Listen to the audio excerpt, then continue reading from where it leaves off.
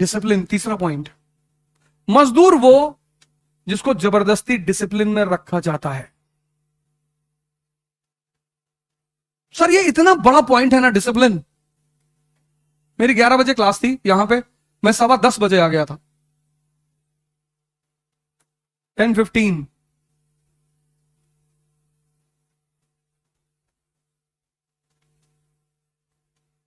और ये सब मैंने सुधार किया अपने अंदर, ऐसा नहीं कि बचपन से था। ये चीजें मैंने इंप्रूव की, ये भी मैंने भी सीखा।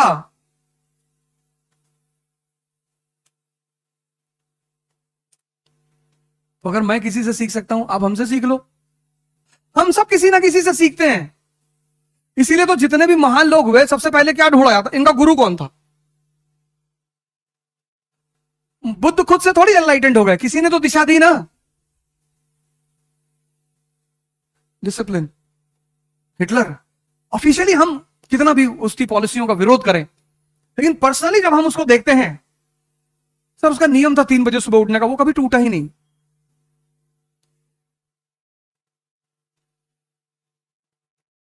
टूटा ही नहीं। शराब नहीं पीता था। जर्मनी वाला आदमी, जहां टेम्परेचर -20 है। शराब यूरोप की कल्चर का हिस्सा है,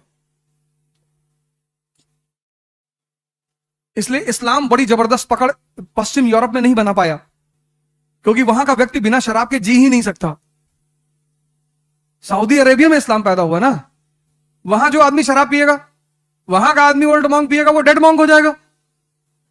50 डिग्री सेल्सियस टेम्परेचर है, लेकिन यूएस, अरे रशिया। डिसिप्लिन। आप 1 साल के लिए एक एक डायरी बनाओ अपनी, और अपने डेली की रिपोर्टिंग लिखो, डेली। जैसे अभी वर्कशॉप करने आए थे, तो कुछ लोग ऐसे ही हाथ झुलाते हुए चले आए कि चलो पांडे आओ, कुछ चुटकुला उटकुला सुना जाए, आओ चला जाए। सीखने आए हो यार, थोड़ा डिसिप्लिन में आना चाहिए था। एक डायरी ले लेते, एक पेन ले लेते, एक कॉपी ले लेते, कुछ तो ले लेते।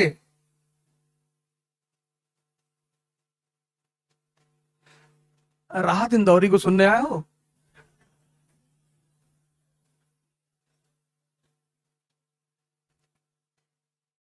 जो आज साहिब मसनद हैं, कल नहीं होंगे, पता है चचा, हिस्ट्री ही पढ़ाते हैं।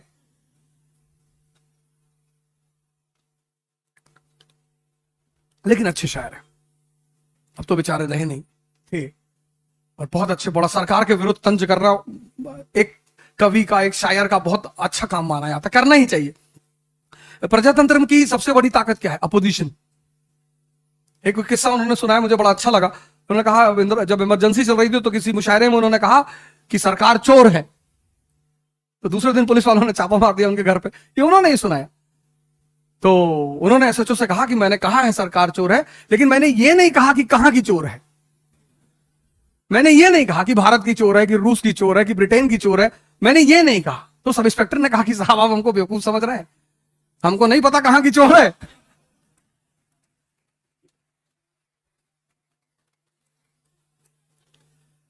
तो ये वाकया उनका बड़ा अच्छा लगा मुझे, और मैं कभी फुर्सत में रहता हूं तो मैं उनको सुनता हूं।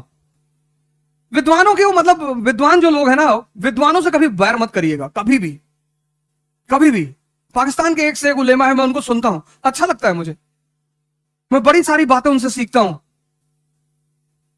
विद्वानों से किस बात का? आखिर वोल्टायर को पढ़ रहे हो ना, रूसो, मोंटेस्क्यू, वोल्टायर पढ़ते हो ना, तो विद्वानों की कौन सा दायरा। अभी कराची में एक इंस्टीट्यूट है, universal civil services institute of Pakistan, वो बुला रहे हैं मुझे कि आप हमारे यहां आइए, वर्ल्ड हिस्ट्री पढ़ा दीजिए। उनका इंडियन हिस्ट्री तो है नहीं, इंडियन पढ़ाएंगे तो फिर वो देश बचेगा नहीं, फिर वो कहेंगे हमको वापस ले चलो अपने कंट्री में। तो वर्ल्ड हिस्ट्री उनका सिलेबस है, यूरोपियन हिस्ट्री। तो और मैं वर्ल्ड हिस्ट्री यहां पढ़ाता हूं, तो उन्होंने हमसे कहा कि आप हमारे यहाँ आके पढ़ा दीजिए। मैंने कहा सौभाग्य है हमारा, तो बस हालात ठीक हो जाए तो मैं जाऊंगा। टूटा वो दुर्घटना थी, कोई मिलाएगा भी तो। अगर वेस्ट ईस्ट जर्मनी हो सकता है तो क्यों नहीं हो सकता? हम राजू सर, नलिन सर जाग पढ़ाएंगे, देखो भैया, और एक बार हम पहुंच गए फिर तो बात ही खत्म हो जाएगी। हम पहुंचे तो वहां। डिसिप्लिन। छोटी बातें हैं, बहुत छोटी। बाकी प्रीलिम्स मेंस इंटरव्यू तो बहुत बाद में आता है। देखिए 2 साल से हैं यहां पे, कितने लोग यहां बैठे होंगे जो 2-2, 3-3 साल से यहां तैयारी कर रहे होंगे। क्या फायदा, क्या फायदा। एक डायरी बनाइए और अपना पूरा चार्ट बनाइए डेली का, रिपोर्ट कार्ड। अगर आपका शेड्यूल नहीं है पढ़ने का, मत पढ़िए, कुछ भी करिए, उसकी शेड्यूलिंग करिए कि आज 1 2 3 4 ये काम मुझे करना है, और कोशिश करिए कि वो शेड्यूल किसी भी कीमत पे ना टूटे। आप क्लास आ रहे हैं, आपका कोई बचपन का दोस्त आ गया कि यार मूवी देखने चलना है, अब हमारी बात नहीं मानोगे, अच्छा थोड़ा सा लीवर का हिस्सा दे दो, मान ले।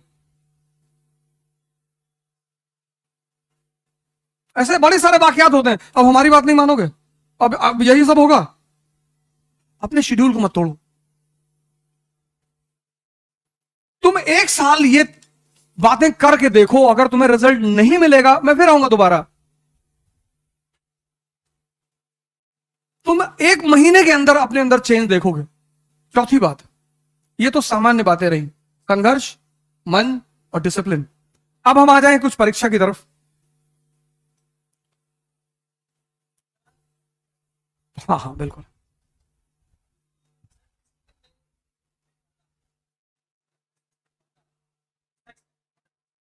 अच्छा अच्छा ठीक है, कोई बात नहीं। ये तुम्हारी बाधा नहीं है। इस इस चक्कर में विश्वामित्र का प्री नहीं निकला।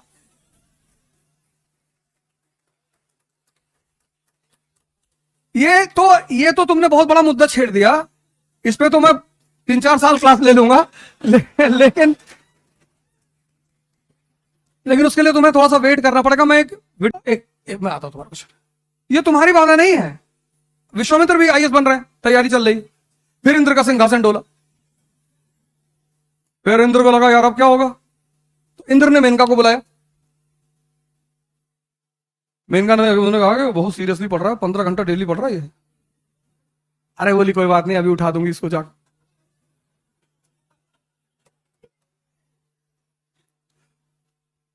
और जैसे तुम आंख आंख बंद करके सोचते हो, ऐसे विश्वामित्र बैठे थे और जाके उन्होंने चूड़ी ऐसे खनकाई, उन्होंने एक आंख खोल के देख लिया, लड़की खड़ी। तो विश्वामित्र ने सोचा हमें क्या टेंशन है, हम तो हिंदू हैं, पुनर्जन्म में भरोसा करते हैं, इस अटेम्प्ट में नहीं तो अगले जन्म में। लड़की तो मिल गई। ऊर्जा है, इसीलिए इस देश में शिवलिंग को मंदिर में बनाया गया। उसके ऊपर कोबरा साहब, विज्ञान भैरव तंत्र एक किताब है, कभी तुम्हें मौका लगे जरूर पढ़ना। Conversion of energy. जो बच्चा है, बच्चा, वहां सेक्स हार्मोन एक्टिव नहीं है, इसलिए बच्चे की जो सबसे बड़ी तमन्ना है ना, वो है चॉकलेट। उससे बड़ी उसकी तमन्ना नहीं है। स्त्री उसकी तमन्ना नहीं है, पुरुष उसकी तमन्ना नहीं है, उसकी तमन्ना है चॉकलेट। फिर बुजुर्ग, उसकी तमन्ना बहुत है, ताकत नहीं है। तमन्ना उसकी भी है लेकिन ताकत नहीं है। पूरी सुन लो। ये जो युवा अवस्था है ना, अब बाबा रामदेव को समझ में आ गई ये बात। बाबा रामदेव को समझ में आ गई, तुमको परेशान कर रही है। उस आदमी ने ओवरकम कर लिया, 10,000 करोड़ का मालिक है। कपिल शर्मा के शो में आया था, किसी की हिम्मत नहीं पड़ रही थी उसके साथ एक्रोबेट तो एक्सरसाइज वगैरह करते हैं, किसी की हिम्मत नहीं पड़ रही थी उसके सामने परफॉर्म करने की। 10,000 करोड़।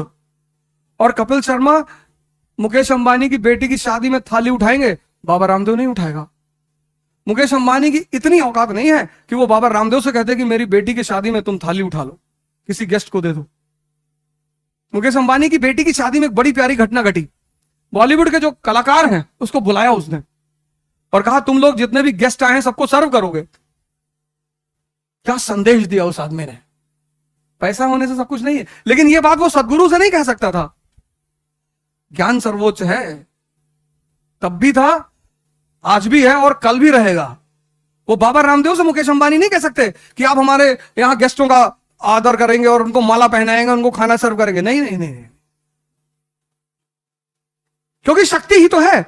और अगर वो शक्ति एक समय आएगा, इसलिए मैंने बड़े सारे वीडियोस डाले यूट्यूब पे कि कन्वर्जन, धर्म का जो सबसे बड़ा सिद्धांत है वो है कन्वर्जन।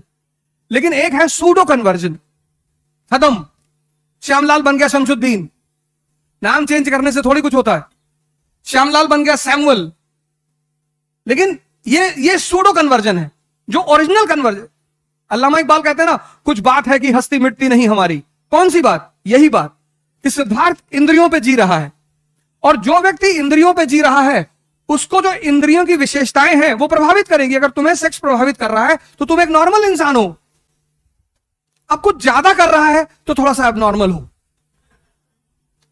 लेकिन अगर तुम्हें सेक्स प्रभावित कर रहा है तो तुम नॉर्मल इंसान हो। लेकिन इस देश ने एक समय पर आकर कह दिया कि सेक्स की कोई बात नहीं करेगा।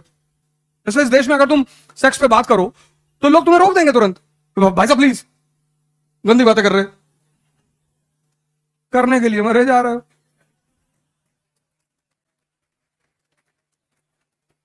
बात तो कर लो। तो वो आचार्य रजनीश ने जब पहली बार वो प्रवचन दिया जिसपे वो किताब बनी संभोग से समाधि, और अब बड़ा बवाल हुआ इस देश में, भ्रष्ट आदमी है ये। यही एकमात्र देश है दुनिया का जहां दीवालों पे हर जगह लिखा हुआ है निराश पुरुष मिले। तुम इंद्रियों पे हो, तुम इंद्रियों से गवर्न हो रहे हो।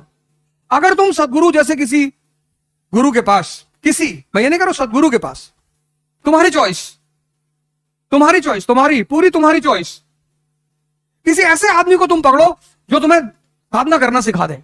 ध्यान, ये मन जो है ना, मन, इसकी कुछ विशेषताएं हैं। जैसे पहली विशेषता, विचार फेंकता रहेगा। कुछ भी, तुम्हें दो चीजें कभी नहीं पता चलती। एक, विचार आ कहां से रहे हैं। तुम 40 घंटा आंख खोल करके बैठ सकते हो, लेकिन तुम 4 मिनट आंख बंद करके नहीं बैठ सकते। उसकी सबसे बड़ी वजह यह है कि विचार कहां से आ रहे ये नहीं पता। अगर ये पता चल जाए कहां से आ रहे तो हम उन्हें तुरंत पकड़ ले। और दूसरी, कब कौन सा विचार आएगा। मैं क्लास ले रहा था तो एक लड़का उठा और क्लास के बाहर चला गया। अक्सर जाते ही लोग, फिर आया बैठा, फिर 5-10 मिनट बाद फिर चला गया। तो हम सोचते कि थोड़ा ऑक्सीजन लेने गया होगा, खींचने उछने गया होगा, पता नहीं क्या पढ़ा रहा है, समझ में नहीं आ रहा। जब वो 5वीं बार उठ के जाने लगा तो मैंने उसको रोका। मैं कहा सर बेचैनी हो रही है। हमने क्यों? कहा सर मुझे ऐसा लग रहा है कि भूकंप आ रहा है। अबे मैंने कहा जब लग रहा है तो हमें भी बता। मतलब तुम इतने दुष्ट आदमी हो कि तुमको लग रहा भूकंप आ रहा है, तुम सोच रहे हो कि बढ़िया गिर जाएगा ईट तो हम निकल ले। और बेसमेंट की क्लास, बेसमेंट की, एक दरवाजा। हमने कैसे लग रहा है? कहा सर विचार आ रहा है। हमने कहा हाँ बैठो, मरोगे नहीं, बैठो। जब राम अपने पिताजी को नहीं बचा पाए, भगवान कहते भगवान सब करता है, अपने पिताजी को नहीं बचा पाए, राजा दशरथ को। कुछ नियम है वो शाश्वत है, इटर्नल। तुम्हें इसके लिए साधना करनी पड़ेगी। तुम सबको, यहां जितने युवा बैठे हैं, यही तो भगत सिंह की यूएसपी है। हम में और उस व्यक्ति में क्या फर्क है? ये देश आजाद उन्हीं जैसे लोगों की वजह से हुआ, और आज परेशान है क्योंकि यहां के जो भगत सिंह है उनको सेक्स परेशान कर रहा है।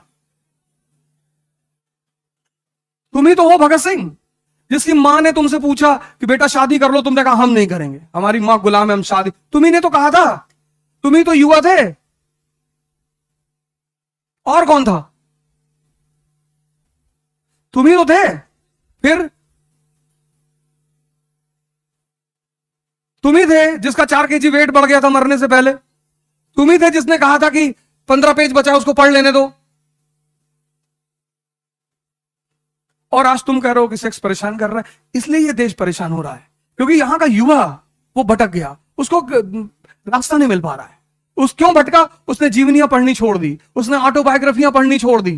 वो एक मेरे मित्र हैं, उनके भाई भतीजे राजेंद्र नगर में रहते थे, अब तो वापस घर चले गए।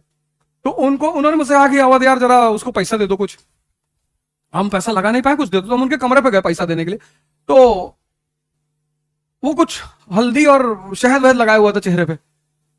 तो हमने पूछा कि ये क्या? कहा भैया चाचा वो हल्दी लगाए हैं, शहद लगाए हैं ना। क्यों? कहा कि इससे चमक आती है। तो उन्हें तुरंत फोन निकाल के अपने वो मित्र को फोन किया। हमने कहा इसको ले जाओ, ये अगर 60 जन्म आईएएस देगा तो भी नहीं होगा इसका। ऐसे कह रहे हो यार, मैंने इसका बेसिक कॉन्सेप्ट नहीं क्लियर है। ये चमक आ रही है पावर की वजह से, यहां क्यों नहीं आ रही, वहां क्यों नहीं आ रही है? जब इतना बेसिक सिद्धांत तुम्हारा क्लियर नहीं है तो तुम आईएएस बनोगे? जहां इकोनॉमी, पॉलिटी, सोसाइटी सबको मिलाकर सोचना पड़ता है। इंटरडिसिप्लिनरी प्रिपरेशन है ये। इस प्रिपरेशन की सबसे खास बात यह है इंटरडिसिप्लिनरी। तुम्हें इकोनॉमी समझ में नहीं आई, तुम्हें पॉलिटी कभी नहीं आएगी, आएगी ही नहीं। यही तो एक खतरा है। हम क्यों बार बार तुमसे कहते हैं एनसीईआरटी पढ़ने का? तुम्हारा बेस मजबूत हो जाएगा। तब तुम बेस मजबूत होने के बाद जब सारे सब्जेक्ट को कनेक्ट करके पढ़ोगे। अफगानिस्तान में स्त्रियों की दशा बुरी क्यों है? क्योंकि वो इकोनॉमिक तौर पर इंडिपेंडेंट नहीं है। पराधीन सपनों सुख नहीं, इस्लाम रीजन नहीं है। इस प्रिपरेशन की सबसे अहम पहलू क्या है? इंटरडिसिप्लिनरी। यहां तुम सेग्रीगेट करके नहीं पढ़ सकते।